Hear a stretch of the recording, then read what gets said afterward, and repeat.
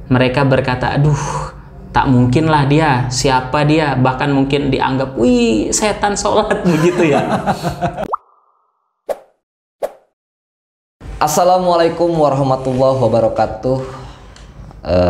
Halo sahabat Geraha Kreatif dimanapun berada. Kali ini alhamdulillah Geraha Kreatif kembali kedatangan bintang tamu yang insya Allah luar biasa dan sangat menginspirasi untuk kita semua. Apa itu inspirasinya? Nanti kita ulik bagaimana dan apa inspirasinya. Kali ini kita sudah kedatangan tamu yaitu kandidat Dr. Agus Hairul SPD MPD. Selamat datang Pak Agus. Selamat datang. Oke. Diminum dulu silakan Pak Agus. Pak Agus, saya panggil Bapak atau Pak Ustadz nih? Pak Ustadz aja. Pak Ustadz, oke. Pak Ustadz Agus,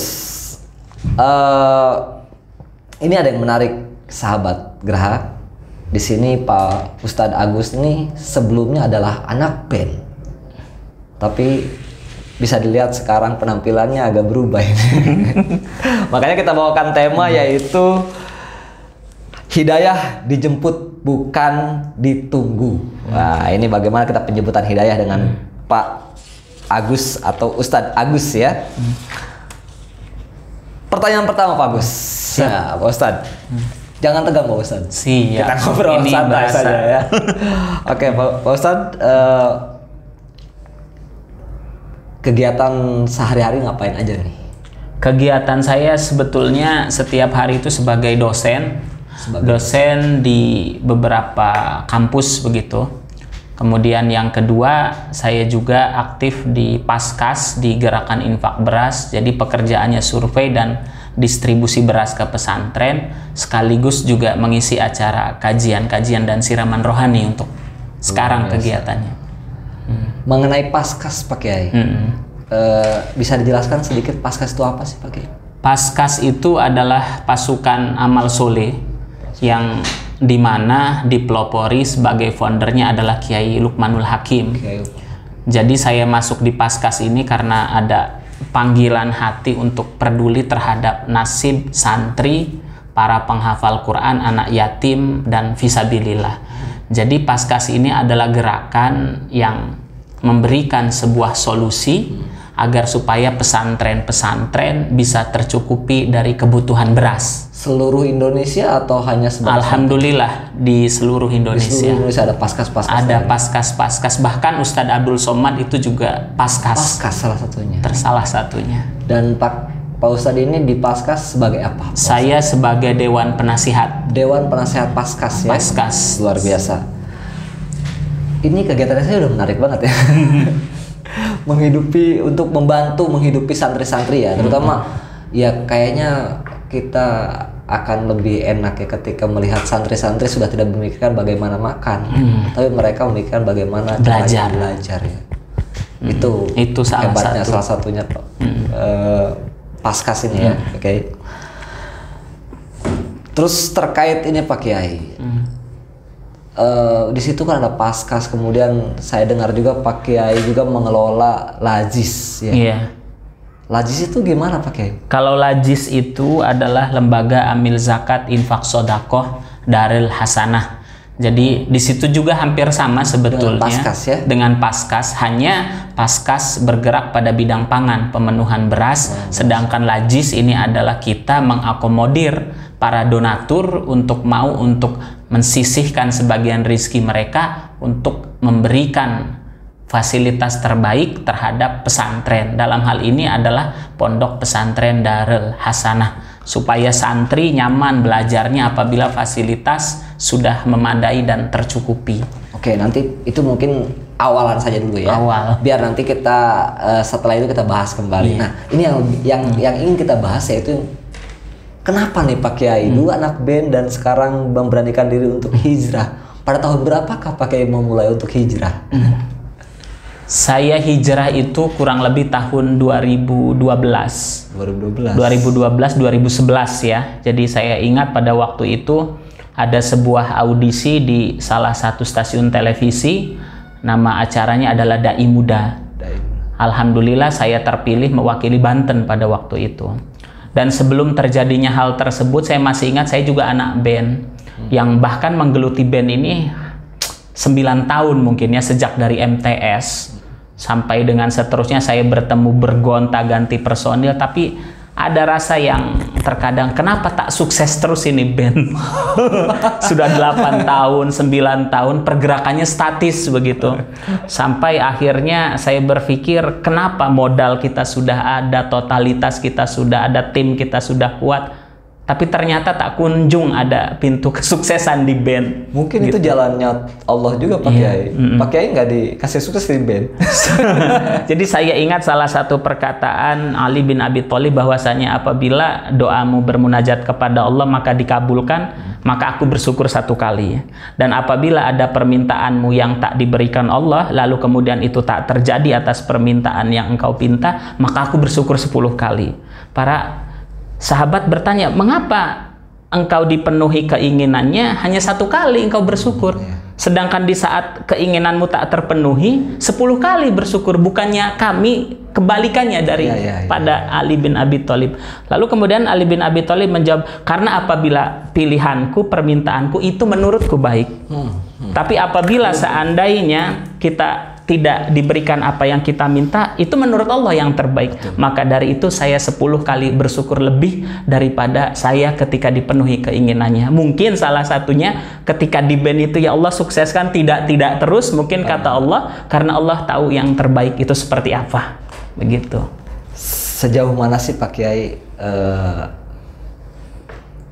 kerasnya Pak Kiai waktu itu di dunia band, atau semangatnya Pak Kiai untuk, mungkin salah satu semua band pasti ingin menjadi band papan atas gitu.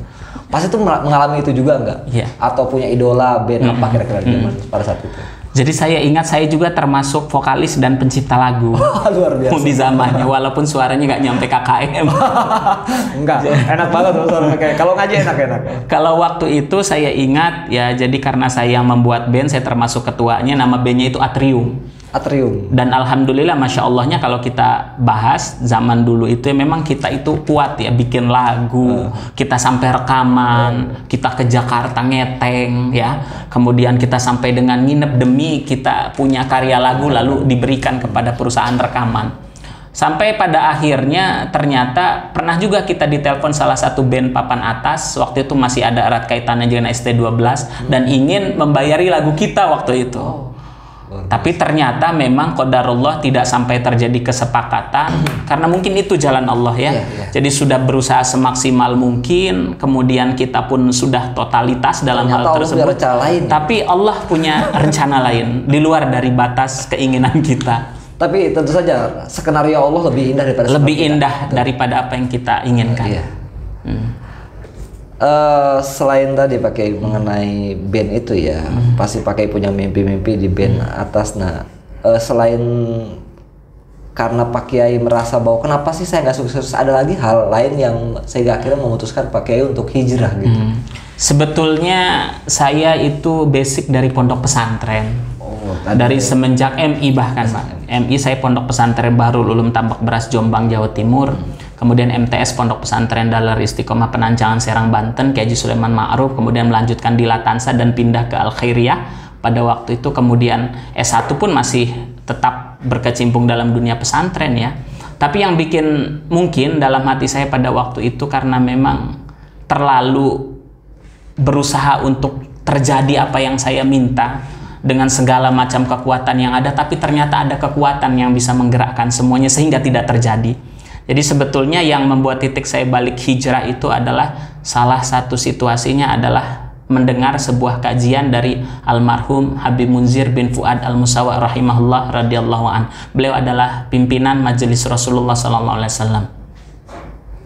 Jadi itu titik balik ketemu hijrah, ikut dalam majelis beliau, merasakan ya Allah saya ini anak pondok ya Allah gitu. Ya Allah saya ini senantiasa ngaji tapi kenapa begitu kami itu lalai dari ibadah. Satu hari kami sholat itu alumni pesantren saya bukan yang lain mungkin ya. sholat hanya maghrib saja. Tapi Jadi dulu waktu masih ngeband, Bapak nih masih sering ninggalin sholat. bukan seolah-olah kalau harian itu hanya maghrib saja, kalau mingguan hanya Jumat begitu. Gitu. Jadi itu mungkin beberapa alasan, dan mungkin juga orang tua juga tidak meridoi di jalan itulah, sehingga sampai dengan kami berusaha keras pun tak terjadi sebagai band papan atas, cukup hanya band yang pernah ada namanya di secari kertas. Kita punya data nih Pak, kita punya foto-foto Bapak waktu masih ngeband. Bisa ditayangkan coba foto waktu ngeband. Nah ini lihat, ini pakaiannya dulu emang ST12 banget. Ya? ST12 banget. Zaman idola-idola Korean style. Oh gitu. iya betul, Korean. Kalau itu apa namanya, dulu ada film tuh Epse ya. Nah, Tomingse. Ini ala Tomingse ya. Pada waktu itu ya. Ini kira-kira tahun berapa, Pak? Ini kurang lebih sekitar tahun 2008 lah. 2008. 2005, 2006, 2007, 2008 lah. Nah ini juga ada namanya, Agus Hairul, 20 tahun, 73 nomor ini Serang. Ini kegiatan apa ini? Kok ada nomor? Ini pada waktu itu alhamdulillah saya terpilih menjadi model di PT Genta Buana Paramita Film Production di bawah X2 Plus Organizer waktu itu. Jadi anak santri, akhirnya kita nih di band gak sukses-sukses nih. Udahlah saya solo karir gitu. Solo karir, kemudian saya coba geluti dunia modeling, ternyata gagal pula lah sama itu. Gitu. Dan ini ketika waktu masih ngeband dulu ya. Masih ngeband dulu. Dulu lagu apa yang sering dibawakan pada saya masih ingat itu lagu favorit kami itu adalah Pemenang Cintanya dan Kawan Kecil. Lagu siapa itu pakai? Lagu sendiri. Oh lagu sendiri. Lagu sendiri. Kalau lagu yang sudah populer lagu siapa kira-kira? Kalau lagu populer kami memang tak pernah ulik itu ya. Oh tak pernah. Jadi fokusnya kita bikin band itu bikin karya. Membuat karya gitu membuat ya. karya. Jadi jarang banget membawakan. Jarang banget orang, ya. Kita fokus latihan di lagu-lagu sendiri. Nah ini kan Pak Ustadz ini untuk berubah yang dari tadinya hobinya kan ngeband ya. Iya. Sepertinya agak sulit banget gitu orang yang suka ngeband kemudian berubah hijrah dan meninggalkan band itu sendiri. Apakah sekarang masih juga ngeband tapi membawakan lagu-lagu religi atau gimana? Tidak. Alhamdulillah justru sekarang qadarullah bertemu dengan personil-personil kami semuanya sudah hijrah. Insya Allah. Jadi bukan hanya saya, jadi saya ingat ini saya pertama kali ngisi ada undangan tausiah ceramah di acara Isra wal Mi'raj di sebuah tempat namanya Tirtayasa. Jadi di sana ada gitaris saya namanya Sarmin. Saya sudah lama tak jumpa beliau. Beliau taunya saya di Bogor lama karena mesantren, kemudian kuliah juga di Bogor. Saya pulang, saya pertama kali diingat dalam otak saya harus ketemu dengan Sarmin. Dan ternyata pada waktu itu saya sudah berubah secara penampilan begitu. Kemudian ketika ketemu Sarmin ini, Sarmin bilang, "Wih, mau ngajak ke band ya?" katanya. Dan saya bilang, "Bukan, saya pengen memberi nasihat." Kaget lah. Saya ngomong masalah hati ke hati, saya ngomong masalah hijrah, saya ngomong masalah hidayah, saya ngomong masalah kesempatan hidup yang Allah masih titipkan. Tiba-tiba nangis beliau. Dan Masya Allah nangisnya beliau itu sampai dengan hari ini dia pun termasuk anggota Paskas. Jadi dia juga yang menggotong beras, kemudian dia juga yang mencari orang tua asuh, kemudian dia yang survei, dan seluruh daripada fisik yang dimilikinya diberikan sepenuhnya untuk Paskas. Untuk Pak Ustadz sendiri nih Pak Ustadz, ada nggak sih tantangan terbesar nih untuk, kan ketika memutuskan hijrah pasti ada tantangan-tantangan. Misalnya jadi cowok teman-teman atau apa. Ada nggak sih tantangan terbesar? Ada. Terutama memang di teman-teman yang tahu saya dahulu. Jadi mereka kan taunya Agus itu sosok yang hobi musik, kemudian gonta-ganti pacar, gitu. Banyak mantannya gitu kan. Dan sampai akhirnya ketika saya berkata, "Ya Allah, istiqomahkanlah saya dalam hijrah ini, ya Allah, kuatkanlah saya dari segala godaan yang dulu di masa lalu saya terjerumus, sekarang tahanlah ya Allah agar supaya saya tetap berada dalam naungan hidayah." Banyak itu semua cemohan, tetapi saya berpikir dalam hati ini adalah ujian kecil. Karena ujian besar sesungguhnya akan lebih dari ini. Tapi di saat kita mampu melewati ujian-ujian kecil ini, maka kita pasti akan berproses untuk bisa melewati ujian besar. Apa itu ujian besar? Lisan kita bisa menutup sebelum wafat kita mengucap la ilaha illallah. Jadi ternyata ujian-ujian itu, karena fase yang terberat dari hijrah itu bukan hijrahnya. Maka hijrah itu nanti setelah istiqomah, maka dia akan dipertemukan dengan keadaan yang sebelum dia hijrah. Nah disitulah tuh dilatih. Seperti kita hobi musik, kita nanti sudah hijrah dari musik, maka ditemukan nanti dengan teman-teman masa lalunya seperti kita. Dan ternyata lebih heboh dari kita, lebih hebat dari kita, lebih mantap dari kita. Di situ tinggal kata Allah, kamu kembali lagi ke asalmu atau tetap berada pada naungan hijrah. Itu biasanya seperti orang yang suka minum khamr kemudian dia tidak, maka dia ditemukan dengan teman-teman. Di edisi berikutnya, apakah dia bertemu dengan orang-orang yang semisal dirinya di masa lalu ini, dia kembali atau justru mengajak mereka untuk mengikuti jalan hijrahnya. Itu yang tersulit. Tapi kemudian kan gini Pak Ustadz nih, ketika seseorang hijrah nih, nah dia berarti sedikitnya harus mengurangi pergaulan sama teman-teman lamanya. Karena kan ketika dia sering hadir ke tempat teman-teman lamanya, kemungkinan besar kan untuk dia kembali lagi ke situ sangat besar potensinya. Pak Ustadz sendiri merasakan itu enggak? Kalau saya justru terbalikannya. Jadi saya berusaha bagaimana teman-teman terdekat saya dulu yang menjadi prioritas mereka untuk hijrah. Jadi kita jadi seseorang yang jangan ketika berada di suatu kelompok kita diwarnai oleh mereka dengan keburukan mereka. Harusnya justru kita hadir dengan pembeda, ajak mereka, ini loh cara yang selamat menggapai ridho Allah. Pelan-pelan alhamdulillah semua, bahkan drummer kami, Masya Allah ini, drummer kami itu namanya Ulfi. Sekarang dia mesantren dan sekarang menjadi imam sholat tarawih. Itu kebanggaan yang luar biasa dalam hati saya. Allah, ketika saya jadi makmumnya nangis, ya Allah, saya tahu ini bagaimana beliau, tapi itulah hidayah Allah. Ternyata alhamdulillah kami satu band, bukan hanya saya tapi kita semuanya sudah insya Allah mudah-mudahan diistiqomahkan dalam hijrah. Dan mohon maaf dipakai, ada ini enggak, ketika Bapak ini masih ngeband pada saat itu, kan namanya anak band kebanyakan ya, kebanyakan tidak semua, tapi ada juga yang menggunakan minuman-minuman terlarang, kemudian obat-obatan terlarang. Bapak sendiri waktu itu mengalami itu tidak?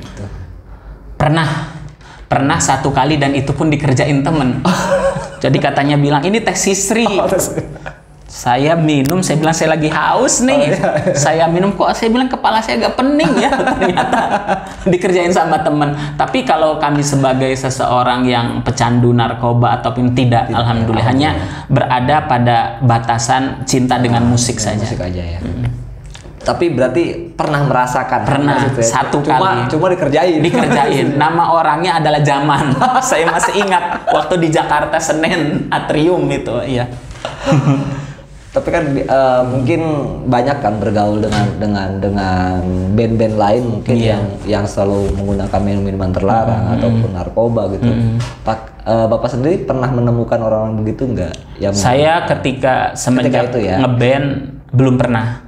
Karena memang fokusnya kami juga, dan perlu diketahui band kami itu bukan lagu-lagu yang cadas, bukan. Justru kami lagu religi.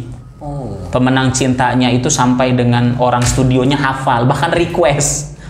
Jadi saya masih ingat request lagunya bawain dong yang itu, katanya. Itu lagu karya kami, tapi memang lagu kami religi. Tetapi walaupun mungkin lagu itu mengandung nasihat, tapi kalau memang Allah belum membukakan, ya ternyata tidak setenar seperti yang band-band yang sudah papan atas seperti sekarang. Nah sekarang kan Bapak waktu ngeband tuh gitaris sekaligus vokalis. Masih ingat gak lagunya? Masih ingat. Boleh dinyanyikan nggak coba? Saya pengen dengar kira-kira gimana lagunya, coba. Jadi refnya aja ya. Refnya aja boleh. Jadi aduh agak lupa juga saya pikir-pikir. Jadi waktu itu kalau nggak salah sebentar ya. Hidup ini takkan selamanya. Agak lupa saya. Agak lupa. Jadi karena berapa tahun biasanya? Berapa tahun itu. Jadi udah agak-agak lupa lah. Tapi rekaman ada? Ada rekaman. Ada nanti kapan waktu saya bisa ngedengerin. Boleh. Walaupun mungkin sudah dikubur. Oke nih. Kan selama ketika Pak Ustadz sendiri memutuskan untuk hijrah itu, ada nggak sih cemoohan yang langsung kepada Pak Ustadz, misalkan mengatakan ngapain sih lu begini, ngapain sih lu begitu, terutama di kalangan band ataupun kalangan teman-teman terdekat Pak Ustadz sendiri, ada nggak yang begitu? Ada ya? Bahkan yang mengatakan, kemana lu bro, kok nggak gabung lagi? Kapan dikumpul bareng lagi sama kita? Ya teman-teman kita di masa lalu ya, yang memang pada waktu itu saya juga termasuk bagian dari mereka. Tapi ketika saya sudah bismillah hijrah, sampai dengan saat ini insya Allah kuatkan tekad saya, seperti apapun mereka mengajak saya untuk kembali dalam dunianya, saya katakan tidak, karena yang namanya maut bisa datang tiba-tiba. Jadi saya khawatirnya dalam keadaan buruk saya dengan mereka mengikuti keinginan mereka, ternyata Allah kirim malaikat penjemput pada saat saya melakukan maksiat. Jadi sudah yang sekarang yang terjadi, kita bismillah setiap hari berbuat baik, jangan pernah bosan menjadi orang baik, tetap berikan kebaikan supaya kita wafat dalam keadaan baik. Tapi kan Pak Ustadz sendiri lagu-lagunya pun lagu religi kan? Lagu religi. Kayaknya nggak masalah juga kalaupun Pak Ustadz masih... Lagu religi tapi penampilan anak band. Oh. Jadi mungkin kalau secara bahasa Al-Quran, kaburo maqtan indallahi an taqulu ma la taf'alun. Jadi kita seruannya, ayo sholat. Jadi saya masih ingat nih, sholatlah 5 waktu, jangan sampai lupa. Subuh, zuhur, asar, maghrib, isya juga enggak. Sudah pasti pintu neraka akan terbuka bagi mereka yang penuh dengan dosa. Insaplah. Itu lagunya diantaranya. Oh, salah satu lagunya. Salah satu lagunya, tapi kami hanya memainkan harmoni dalam sebuah panggung, tapi kami tak melakukan apa yang kami ucapkan dalam harmoni itu. Mungkin Itu ya. Iya. Jadi itu hanya sebatas karya aja. Hanya sebatas karya menasehati, tetapi kami justru masih butuh nasihat. Yang paling jelas itu bukan nasihat buat orang ya. Bukan. Buat diri sendiri. Buat diri. Aduh. Tapi pernah nggak sih Pak Ustadz sendiri untuk ketemu dengan teman-teman nih, misalnya teman-teman satu band dulu, kemudian melakukan kegiatan-kegiatan bersama gitu, untuk mengenang waktu band itu? Pernah. Ada. Sering, alhamdulillah di bulan puasa kemarin ya, saya ajak mereka jadi vokalis, saya sekaligus datang, drummer saya undang, kemudian bassis saya undang, termasuk juga teman-teman yang lain, kita buka bersama. Kita buka bertan, istimewanya nih, setelah buka bertan saya minta sama mereka jangan dulu pulang kecuali kita sholat tarawih berjamaah. Apa kata mereka? Yang penting ayatnya pendek aja lah. Jadi ternyata tetap masih ada hawa itu, tapi saya ikuti mereka karena memang inti daripada hijrah itu perlahan. Manit taba'at dzikra, pelan-pelan saja, ikuti dulu. Jadi jangan terlalu kaget. Jadi ya udah nggak apa-apa, saya traktir mereka gitu kan di sebuah tempat makan. Kemudian asal mereka mau sholat maghrib berjamaah, isya berjamaah, sekaligus juga tarawih. Mungkin caranya harus pelan-pelan seperti itu. Luar biasa sekali ya. Jadi berarti tapi teman-teman band pada saat itu sampai saat ini masih tetap komunikasi dengan baik ya. Dengan kemudian, baik. Mereka melanjutkan band itu juga nggak? Tidak ya. Sudah mungkin, walaupun mungkin kami bermusik lebih pada memorian saja paling. Memorian ya. Tapi sekali dua kali suka nongkrong ataupun pernah kami ada keinginan itu tapi belum terlaksana. Belum terlaksana baru. Mungkin kata Allah jangan. jangan. Tapi memang pernah ada cita-cita keinginan itu karena memang semua sudah berkeluarga ya. Semua sudah berkeluarga, sudah punya tanggung jawab masing-masing. Mungkin berpikirnya juga sudah lebih realistis untuk yang terpenting dilakukan. Satu pun tidak ada yang melanjutkan band? Tidak ada. Atau dengan grup lain? Justru mereka semua tidak ingin mengambil grup lain karena bertemu dengan keluarga di atrium ini. Jadi tidak, ketika drum ditanya di guide sama tim lain, tidak mau karena pinginnya masih tetap kita-kita. Jadi yang ketika gitaris ditarik di band lain pun mereka tak nyaman, tak seperti senyaman berada dalam naungan saya begitu, dalam sebuah bingkai keluarga atrium itu. Nah, yang saya kan punya temen nih, namanya Imap itu ya. Oh, iya. Walaupun mungkin penonton nggak tahu, sahabat nggak tahu siapa namanya Imap, tapi itu salah satu yang menceritakan kepada saya tentang Pak Ustadz ini. Pak Ustadz duluan anak band katanya, kata teman saya itu, kata Imap. Nah, dengan Imap sendiri ketemu di mana? Imap itu adik kelas saya. Adik kelas. Adik kelas. Dan pernah sama-sama ngeband. Pernah sama-sama ngeband. Dia makanya drummernya. Dia tahu cerita Pak Ustadz sebagai anak band. Sebagai anak band. Bahkan yang lucunya ketika saya tanya, Bang, kenal nggak ini? Dan jawabnya cuma gimana? Oh, si Agus. Si Agus kata. Saya bilang, si Agus. Iya. Saya nyebutnya Pak Ustadz Agus, atau pakai Agus, saya kadang-kadang banyaknya. Nah, berarti itu, nah saya di situ juga saya mengenal Pak Ustadz ini sebagai anak band. Nah itu tadi selain berarti sama Pak Imam ini pernah main bareng atau gimana tadinya? Pernah main bareng, tapi memang bukan personil inti ya. Jadi memang ada beberapa, saya gabung di beberapa band memang, termasuk di bandnya Imaf ini dengan nama lain ya, namanya Jenderal Bangor kalau itu JB. Jadi ada yang Atrium, ada yang JB. Saya jalani kedua-duanya itu. Tapi yang kami bertemu dengan keluarga solid sampai hari ini Atrium. Gitu. Kuliah, Pak nih. Ya. Ini kan kalau udah hijrah berarti kan tadi yang berkaitan sama ini di sini juga kan dokter ini. Bapak di mana dokternya nih, Pak? Terhadap dokter ini? Saya alhamdulillah dalam pengajuan proposal disertasi nih. Jadi mudah-mudahan masih kandidat, dalam ya? masih kandidat dokter. Kandidat dokter ya? Jadi saya mengambil kuliah S3 itu di Universitas Islam Negeri Sultan Maulana Hasanuddin Banten. Sultan Maulana Hasanuddin Banten. Kalau SPD-nya ini di SPD-nya di IAIN Laroiba Bogor. Bogor. MPD-nya sama di IAIN Laroiba Bogor. Nah, kemudian tadi kita kan ngobrol soal lajis sedikit. Iya. Ini beralih pada lajis yang tadi kita bahas sedikit di awal. Lajis itu ada di Dar El Hasan. Iya. Wasilahnya bisa ketemu dengan Buya Bakroni dari mana? Nah, ini menarik untuk dibahas nih. Buya Bakroni itu tes S3 bareng dengan Ane. Dan duduk kami itu bersebelahan. Dan beliau waktu dites itu, dan beliau yang pertama kali menyapa saya karena saya pulang pergi dari Bogor ke Banten untuk tes waktu itu, dan beliau nyapa dan dikenalkanlah, dipertemukan dengan Darul Hasanah karena beliau adalah mudirul ma'hadnya. Jadi nginep kemudian belajar dan sampai dengan hari ini. Itu awal pertemuan kami sehingga diberikan amanah sebagai ketua Lajis gitu. Sebelum ketemu dengan Buya itu, berarti Pak Ustadz sendiri sudah mengajar sudah ngajar ya. Berarti awal-awal ngajar di sana, kemudian berdakwah juga. Iya. Dakwah paling jauh nih kemana, Pak? Dakwah paling jauh Lampung. Ke Lampung. Lampung, Pandimbang, dan rata-rata tempat yang saya isi untuk acara dakwah itu dengan motor. Dengan motor? Dengan motor. Jadi ke Pandimbang dengan motor, kemudian ke Bogor dengan motor kesana. Iya. Jadi dakwahnya gaya style ala anak-anak touring lah begitu. Saya jadi ingat almarhum ya, Pak Ustadz Jepri Al-Bukhari. Apakah itu menjadi salah satu idola Pak Ustadz untuk hijrah juga atau bagaimana kira-kira? Ada lagu khusus yang saya ciptakan untuk beliau.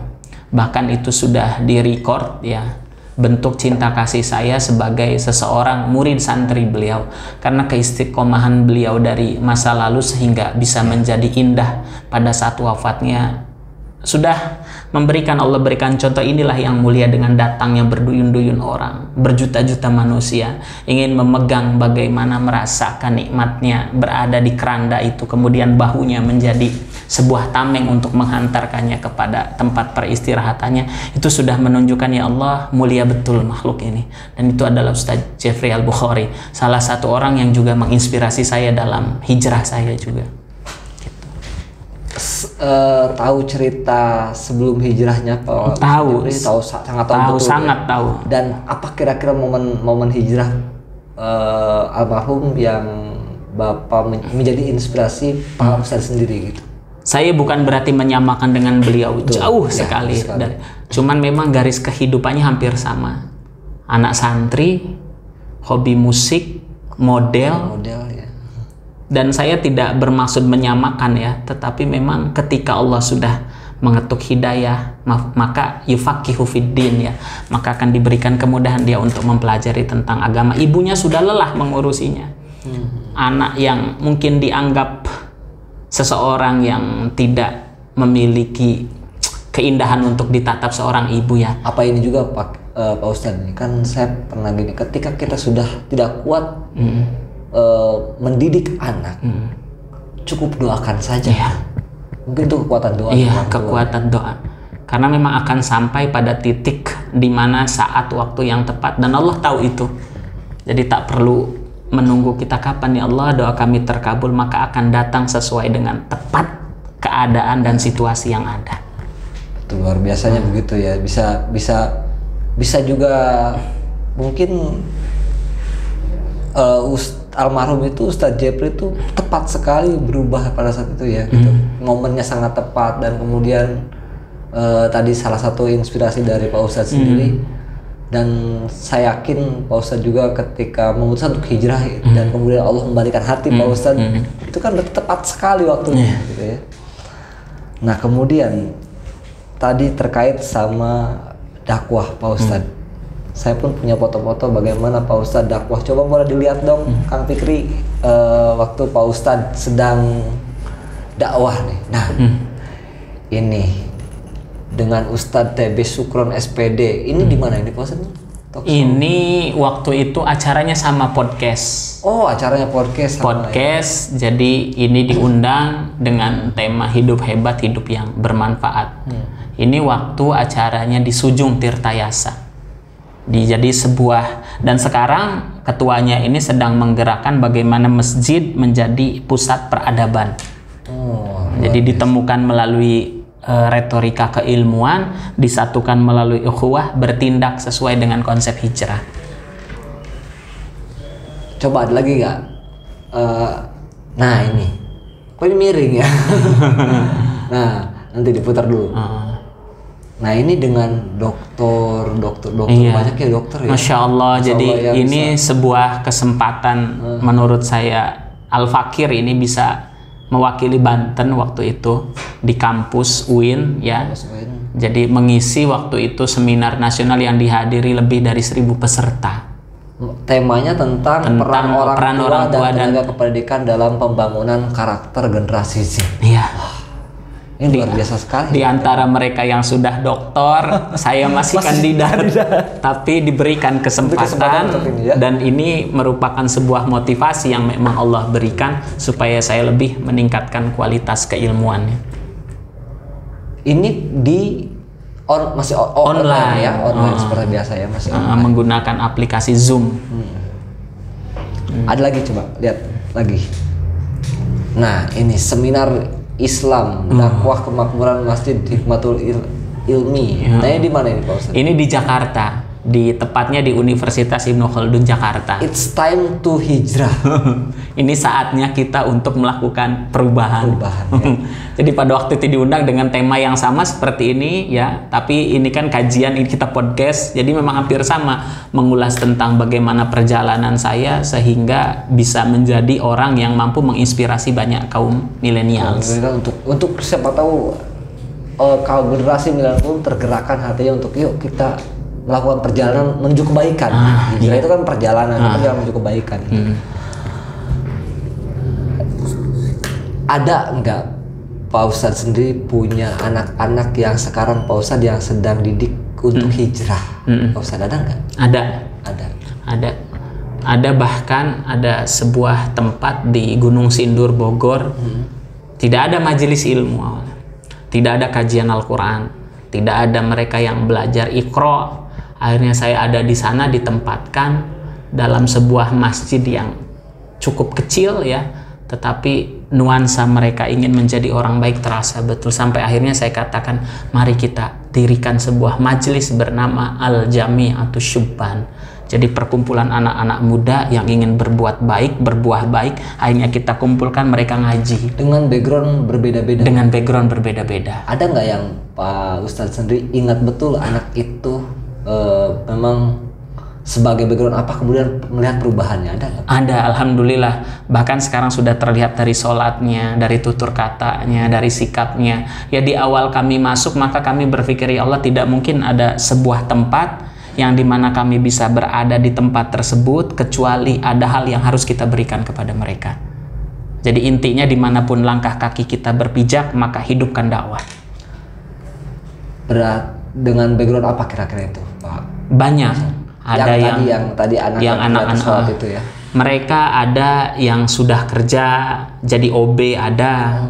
Kemudian di antara mereka ada yang karyawan pabrik, di antara mereka ada yang security bahkan di antara mereka juga ada yang mahasiswa, mahasiswi. Jadi semua memang montir bahkan. Tapi insya Allah karena memang wadah berubah itu tidak memandang apapun ya, karena Allah itu tetap memuliakan siapapun kita. Di mata Allah semua sama gitu ya.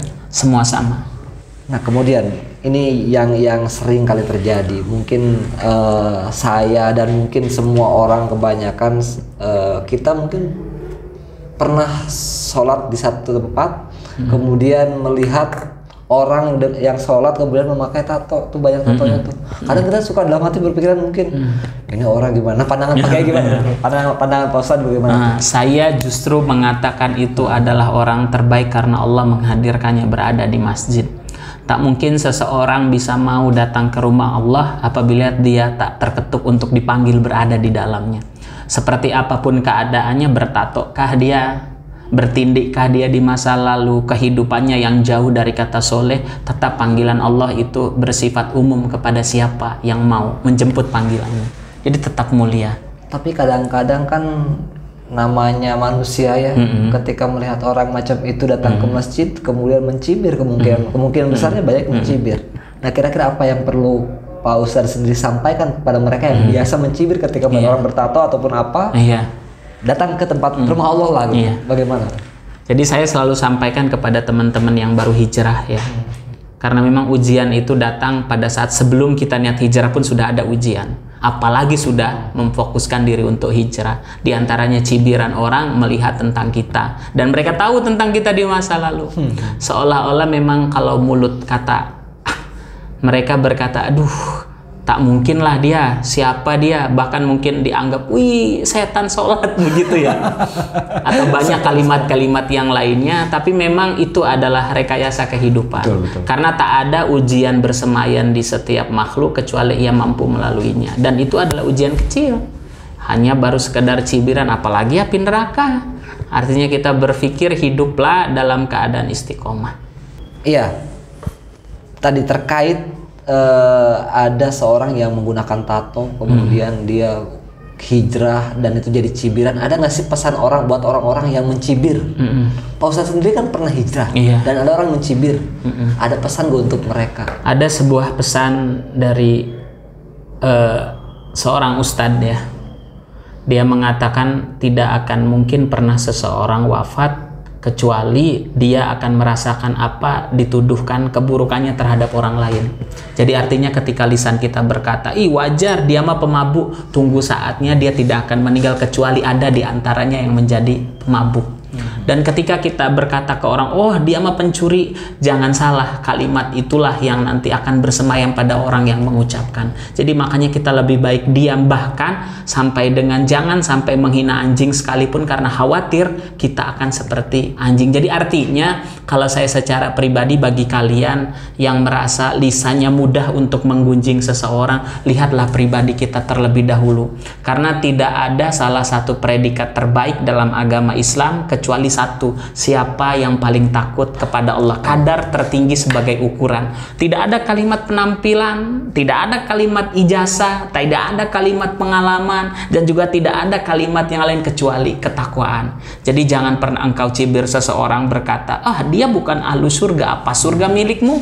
Ataupun mungkin kita berkata, ah kayaknya dia penduduk neraka, apakah kamu pun terselamatkan dari surga? Jadi intinya adalah kita harus dilatih senantiasa berhusnudzon kepada manusia, seperti apapun keadaan. Betul.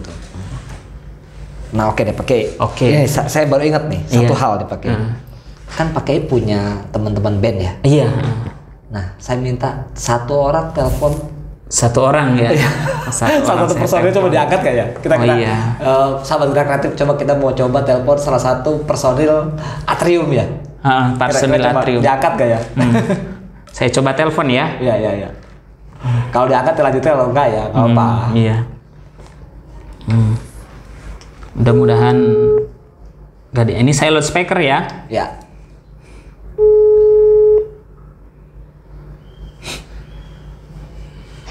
Halo, assalamualaikum. Waalaikumsalam warahmatullahi wabarakatuh. Ini diangkat nih.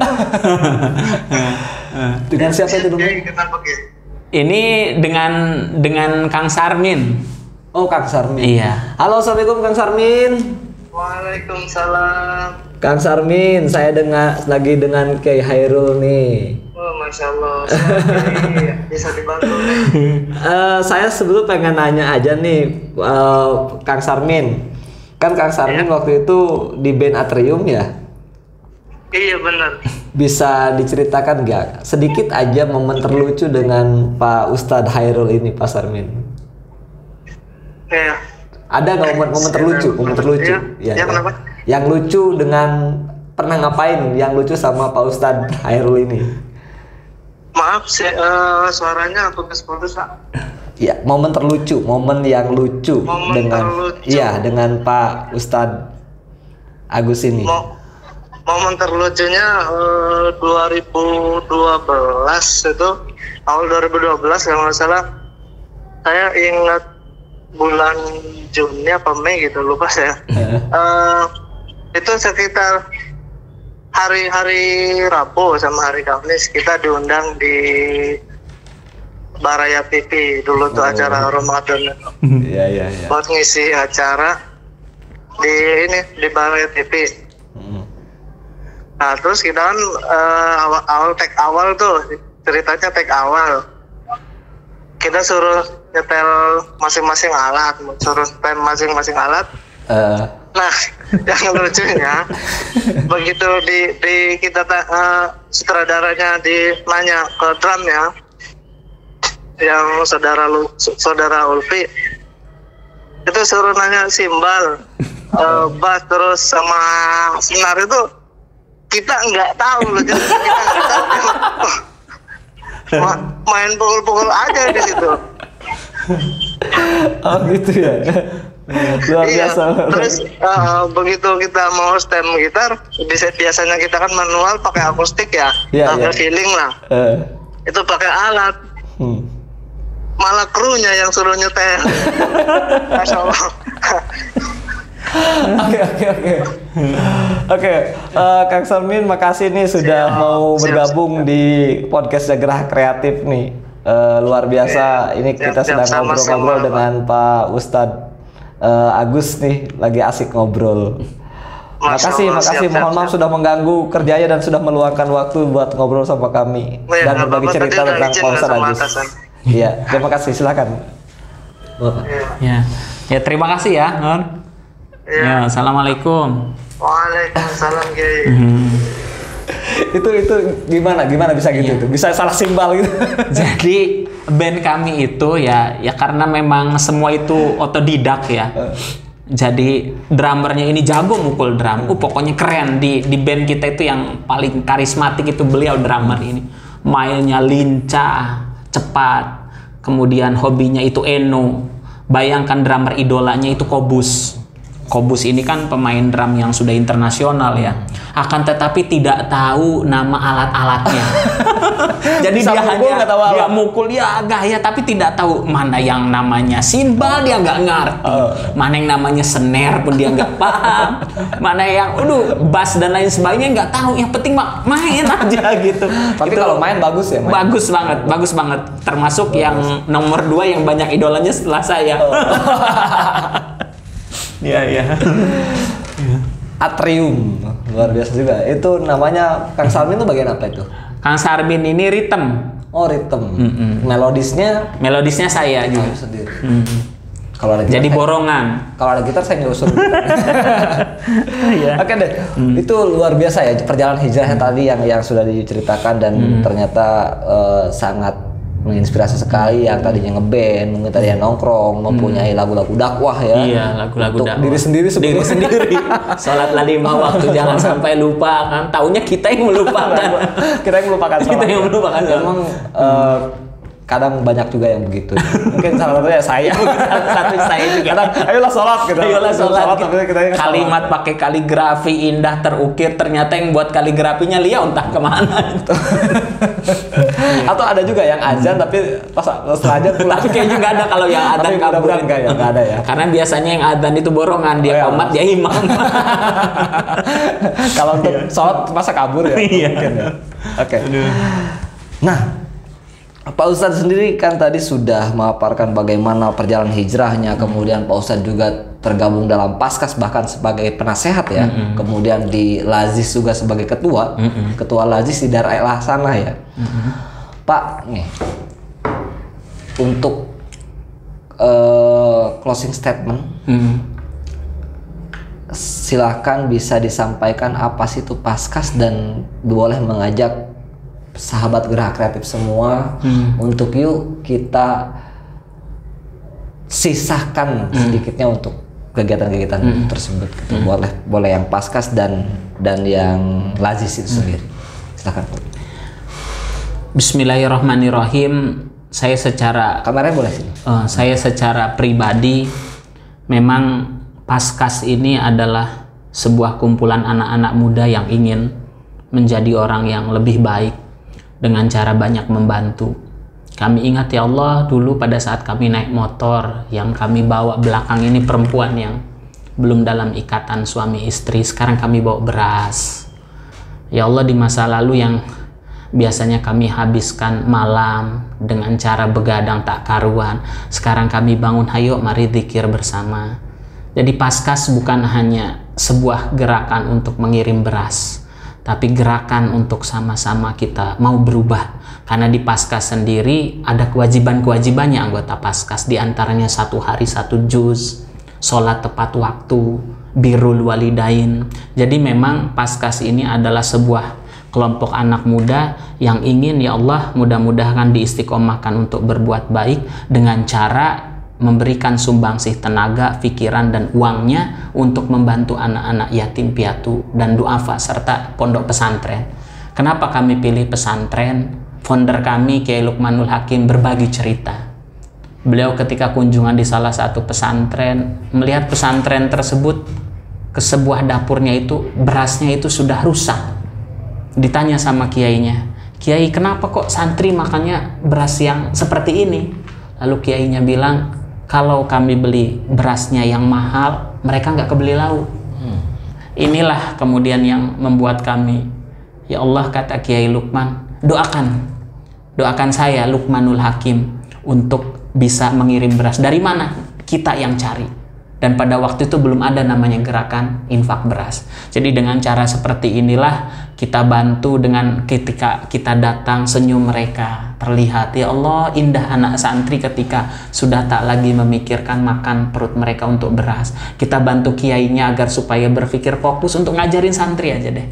Kemudian ustadz-ustadznya supaya juga bisa terjamin. Kita tak bisa banyak berbuat baik, tapi minimal kita ingin ambil bagian untuk ada nama dalam kebaikan gerakan infak beras. Adapun lajis juga sama. Jadi ini adalah gerakan murni untuk bagaimana kita fasilitasi pesantren agar terpenuhi sarana dan prasarananya.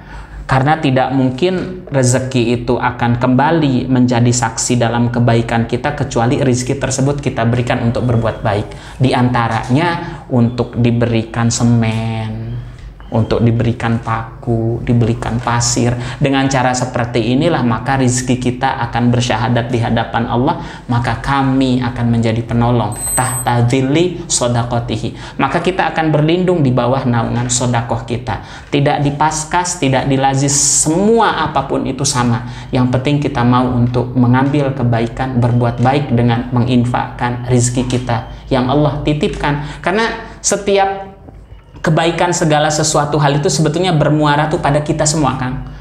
Nasihat yang kita berikan kembali ke kita apabila mereka mengikuti dan mendengar. Pada saat kita berikan rezeki kepada mereka, pada dasarnya itu bukan untuk kebaikan mereka, kebaikan kepada kita. Pada saat kita berikan nasihat, kita berikan ilmu, kita berikan motivasi, itu pun kembali kepada kita. Jadi tidak ada sesuatu yang luput kebaikan apapun kecuali bermuara pada kita. Maka dari itu jikalau ingin menjadi orang yang baik, jangan pernah katakan bosan menjadi orang baik. Karena pada saat kita lelah melakukan kebaikan, maka syaitan membisikkan, aku berhasil nih. Hasud dia, yuwaswisufi suduri, dia katakan, ya Allah saya lelah berbuat baik, capek jadi orang baik. Ini berarti setan sudah berhasil.